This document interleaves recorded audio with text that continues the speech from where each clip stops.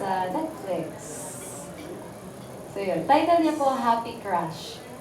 Alam mo, sasabihin ko pa lang dapat kasi nakita ko na yung trailer. Oh, huh? Di ba doon sa Netflix, pagka upcoming soon, parang may papalabas na parang may darating na isang artista sa baryo nyo, di ba? Parang gano'n. Yes po, opo. So, Happy Crush, directed by Mr. Carlo Catu. At mga kasama ko po dito si Zach Casaneda at saka si Kelvin Miranda. At marami pang iba. Sabi na ate lang, buti na lang alam ko yung Castaneda ng dito. Muntik na po magtubod na. Singer. Sorry. Ayan. Thank you, Ate Janice. Next question. Ito naman. Nagmula naman ulit ito kay Nika Sabio ng ABS-CBN.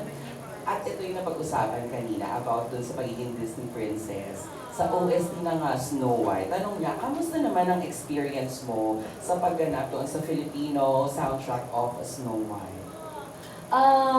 Para sa akin po, very magical po yung journey ko doon. Kasi bigla na lang po binigay sa akin. Bigla na lang natanggap ko yung news, tapos kinabukasan, ibibigay yung kanta, tapos i-record, kinabukasan. Sabi ko, wait lang. Oo nga. Sabi ko, wow, grabe, ang bilis ng mga pangyayari. Pero, yun nga, una, nung sinabi sa akin, talagang hindi ako makapaniwala, hindi pa nasisingin sa akin. Tapos, pangalawa, sabi ko, magiging princess ako! And knowing Disney, alam natin, lahat yan, lahat mga Disney princesses, very timeless yung story nila, and for me to be part of it, talagang dream come true talaga para sa akin. Snow White pa, kilig ako talaga. Pero, hindi ko rin naman masasabi na naging smooth yung flow ng pag-aaral ko dun sa song kasi para sa akin never ako nakakanta at saka never ako nagtutong kumanta ng parang a genre ng song na parang mala-theatrical yung way niya. Mga ganun. So parang binigyan ako isang araw para mag-prepare. So thank you, Miss Annie. Thank you po, Miss Annie, yung isa sa mga vocal coach ko dahil tinulungan niya po talaga ako na mahiraos yung kantang nasaan ang hiling. And I'm very thankful din sa mga nakaparinig na dahil they ended up parang like it. Hopefully. yun na yung narinig ko. Kaya maraming salamat. Sobrang talagang very blessed talaga. Kahit pa paano, naranasan ko maging prinsesa. Prinsipe na lang talaga. Ang pula. Pero sabi mo nga, in God's perfect timing, darating at darating. Totoo. May pinag-usapan na yung about music. Hindi naman yung first time na marinig ka dahil grabe, di ba, phenomenal. Ang Ama Kabugera, talagang daming na-amaze ka pa nagpa-perform ka on stage. Diba? Pagdating sa pagsulat ng mga sarili mong kanta, Maymay, paano yung how do you overcome yung kapag nandun ka sa moment of writing songs? Nagsimula po ako magsulat ng kanta nung 14 years old ako. Pero sa dahilan lang na parang diary. Kasi uso kasi diary dati po, di ba? Tapos magawa sila ng journal. Doon ako nahihirapan po yung ang nangyari ngayong araw na to, yung mga ganun, hindi ko kaya. Kaya sa pamamagitan ng paggawa ng pagsulat ng kanta, parang yun na yung naging diary ko. Like for example, pag may crush ako, or kapag may nararamdaman ako lungkot, doon ko sinusulat lahat. Tapos parang naging journal ko na siya.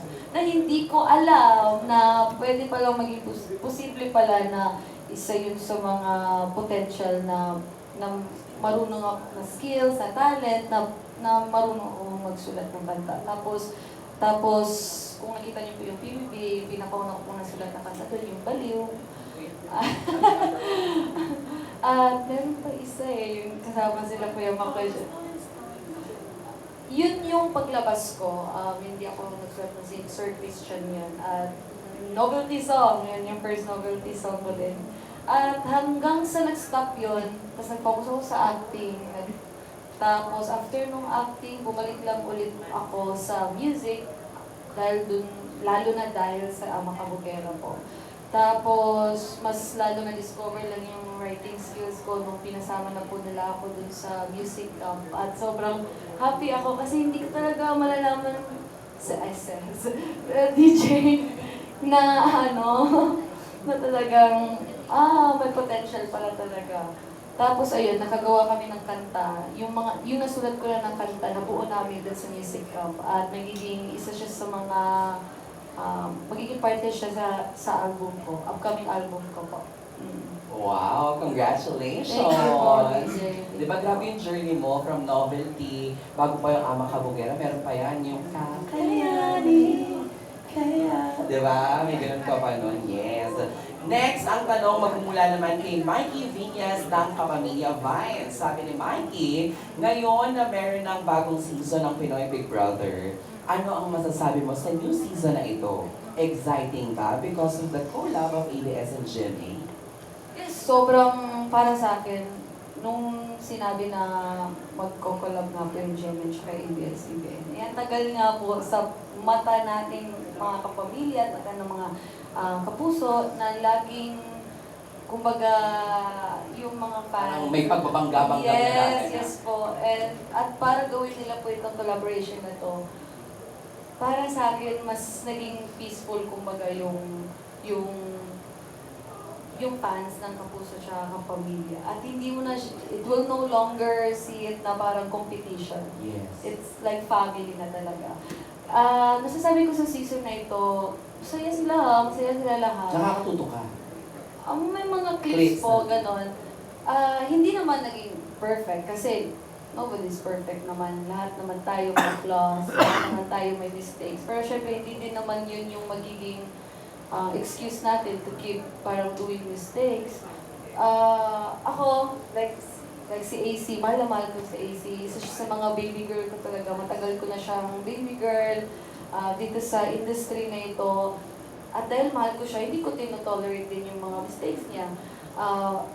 As long as na you being responsible po to learn from your mistakes, then that's okay. At yun yung nakikita ko kay AC. Pero napapansin niyo naman sa PBB, every time na nagkakamali siya, nagiging aware siya agad, nasusorry siya agad. Kasi it's part of growing eh. Kaya okay lang. Sino ba naman po tayo para hindi bigyan ng chance yung mga taong nagkasala? Tayo, hindi din tayo perfecto. Kaya, sa madaling salita, sana, instead of pulling people down, why not just help each other up to be better? Kasi at the end of the day, we all gonna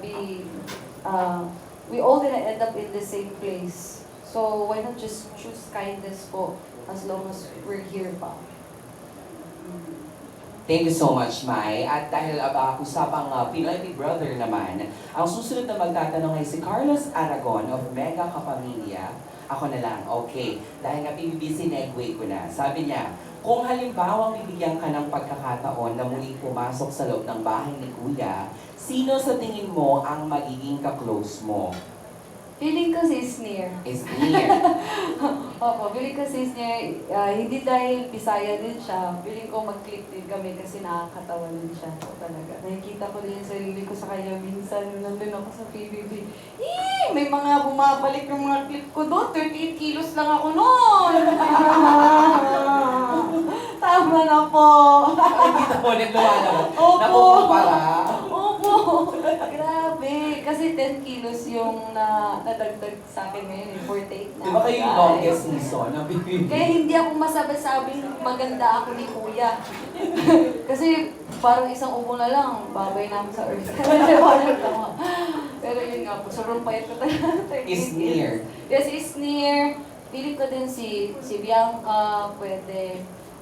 Sino pa ba feeling ko ma-close ko doon? Si Mika, kasi nakikita ko very, deep siya. Kumbaga, kapag parang she's having conversation po with someone, talagang may something sa kanya na sobrang deep. Yeah. Oo. Tsaka yung mga advice niya din sa mga ibang housemates, very mature din. Siyempre, hindi pa tapos yung season. Oh, hindi Pero pa tapos. tatanungin kita ngayon, based Opo. on your observation sa mga clips na napanood mo, sino para kay Maymay as a big winner ang masasabi niyang Big Four? Tanong Big pa rin Four? yung ni Carlos. Yeah. Pwede po ba pasok muna ako? Tsaka, naman Kasi ang hirap kung nakikita ko lang sa clips eh. Mas mabuting nakikilala ko sila ng buo. Para fair. Perfect. Ay, ang galing. Nakakapang big winner nga naman talaga ang answer na yan, ano?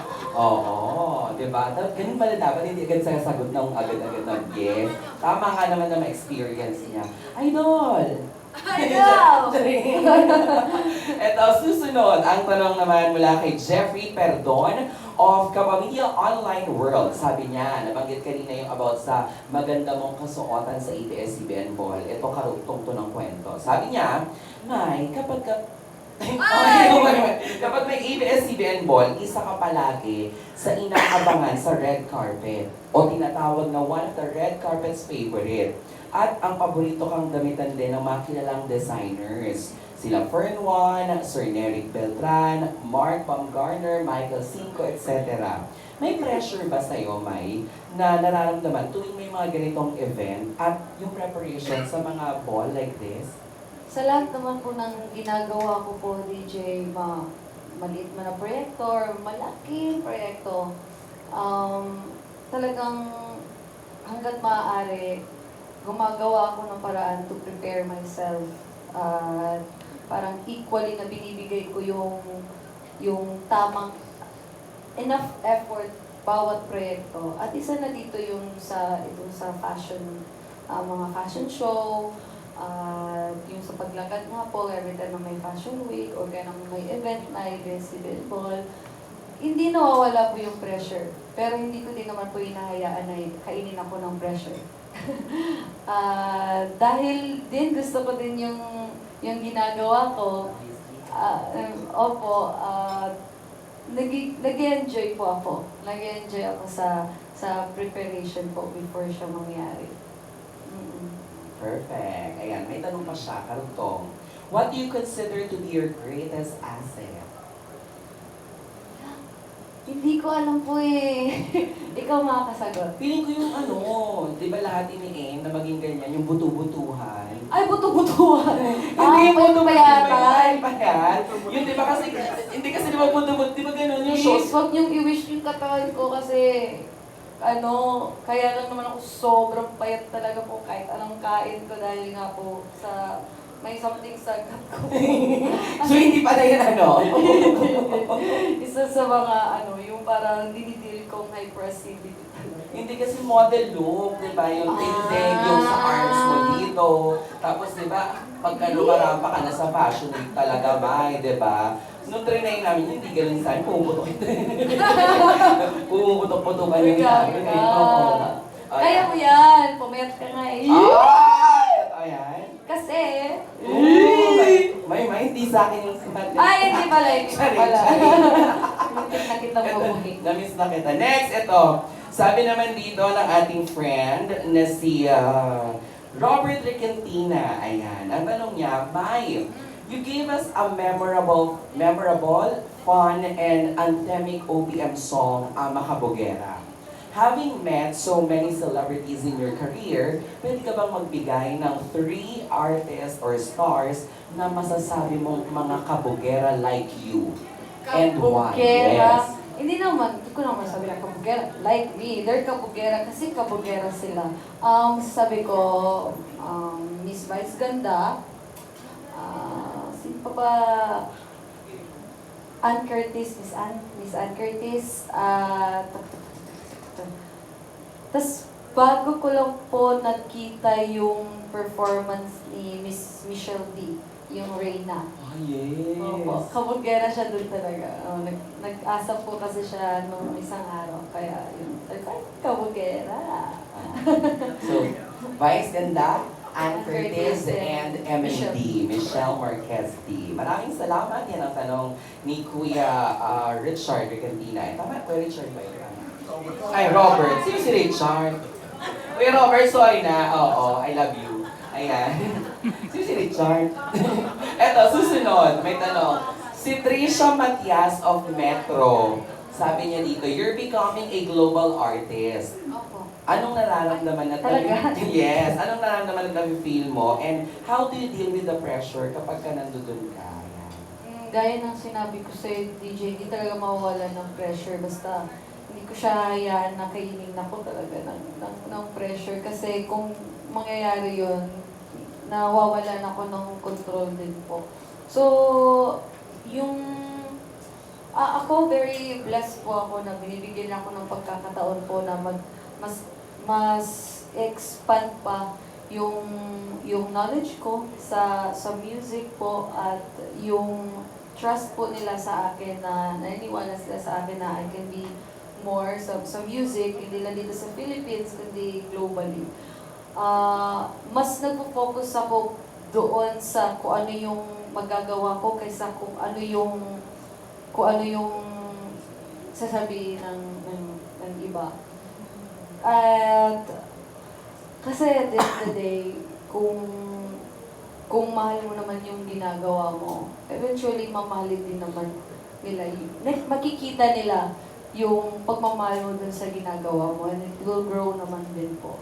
So, yun po. Ako, very thankful ako ABS-CBN Music, Star Pop Music, Star Music, Star Magic Family, Fanatical Family, sa lahat ng naging involved po dun sa music camp since 2 years ago, ang dami kong natutunan. I'm willing to learn po talaga, keep learning sa kung ano po yung matutunan ko dito sa music. Sobrang napamahal po talaga ako. And I cannot wait po to share with you po talaga yung upcoming album ko na kung saan yung title niya is Reborn. Reborn, opo. So yung dyan sa Reborn, hindi pa kasama dyan yung latest release na Paradise o part of Kasama that? na po. Kasama na po yung latest kong release na Paradise at yung upcoming single ko na kung saan baka lahat ng EP na, lahat ng songs sa EP na. So Reborn yung napili ko pong title dun sa album na yun kasi parang kumbaga gusto kong i-share ba yung importance ng growth at saka finding strength from the pain. At isa din sa dahilan kung bakit is I've been through a lot din, pain, I've been through din po loss, then parang traumas. Since PBB, akala ko tapos na yung pagsubok pero tuloy-tuloy pa rin po pala siya. But despite all of that po, nandito pa rin ako, lumalaban pa rin ako, at masasabi ko, kung hindi dahil sa grace ng Panginoon talaga at yung faith ko sa Kanya, hindi ko alam kung nandito pa rin ako. Dun sa process na yon, I found the new version of me. Kaya yung Reborn, hindi lang siya title. It is also parang remember me ba dun sa mga darkest moments na pinagdaanan ko na wow, kaya ko pa rin palang bumangon despite all of that po na nangyari yun. Kaya ko pa rin palang mabuo ulit yung sarili ko. Grabe naman, dati yung pinag-uusapan lang natin, mga love team lang, ganyan. Ngayon naman, may mga iba na, ay. Pag pinapakinggan kita, sobrang nakaka-amaze na parang... Hulaan mo, ilang taon na ako? 26? So, magta-28 na po ako ngayong May 6. O 2 years lang, May. 2 years old. Diba? Matanda na tayo. Pero hindi, kasi tama naman nga, no, ang galing, no? Talagang galing sa puso pa rin. We're talking about your music, we're talking about your galing sa fashion na industry, ganyan. I-segue ko na internationally napanood ka na namin rumampa sa iba't ibang mga bansa with your different international designers, ganyan. How about your music? Are you willing also, or may plans ba na to go international din sa music mo? Yes po, may plano po. May plano po. Opo. Yun lang po masasabi ko. Kasi si Miss Love, sabi niya, okay, yun lang. Hindi, wala siyang sinasabi daw. Ay, wala. Konting patikim naman, Mai. Kung may plano, siguradong maraming matutuwa. Without spoiling, Without spoiling, kasi di ba I remember sa Bini, nagkaroon ng collaboration with, not sure, yung Brazilian ba o Mexican? Oo, yung ganun. Yung sa'yo, Mai, ano to? Makabogera in a different language, ganun? Ama Kabugera, Japanese version, Indian version. Lahat. Oo. Kahit konting patikim lang sa mga nakamiss. Yung upcoming album ko naman po ay collaborative din naman po yun sa mga songwriters po from US. Kaya doon po magsisimula. So yun po. Wow! Ang taray niyan. Kamusta yung sa pag-arte bukod sa Happy Crush sa Netflix? Ayan. Kailan ka ulit mapapanood? Teleserye, movie, ganyan. May mga ganun ba? Sa ngayon po, DJ, yun pa lang po, yung upcoming ko pong mini-series sa Happy Crush, ay sa Netflix, which is yung Happy Crush on April 24. Gaya ng sinabi ko po, kahit nag-try na po ako ng music at iba't ibang field po, hindi pa rin naman po nagko-close yung doors ko sa acting since doon pa ako nagsimula po. Nung nasa industry pa ako. At lahat niya napanood namin, syempre. Kahit pandemic, naglabas ng pelikula to, di ba? Oh, Thank you po. yes. And maraming salamat sa pag